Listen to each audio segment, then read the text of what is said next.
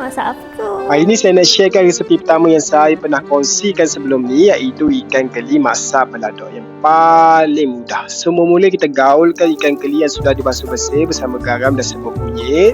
Untuk rasa crispy, kita boleh masukkan tepung jagung ataupun tepung beras. Kita gaulkan dia sampai ia sebati. Boleh panaskan minyak, kita masukkan asam keping dan kita boleh gorengkan ikan keli yang kita gaul tadi. Gorengkan sampai ia masak dan garing. Bila dah masak, kita boleh angkat dan kita toastkan dia.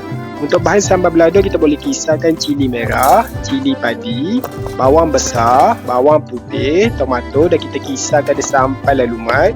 Gunakan minyak yang sama, kita tumiskan bahan kisar. Kalau banyak, kita boleh kurangkan minyak. Tumiskan sampai ia naik bau. Boleh masukkan daun limau purut untuk naikkan aroma dia.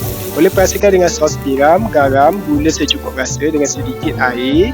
Tumiskan sampai ia pecah minyak. Bila rasa dah balance, kita boleh angkat dan makanan siap untuk dihidangkan.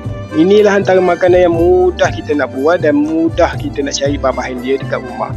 Makan dengan nasi yang panas memang sedap. Jom makan!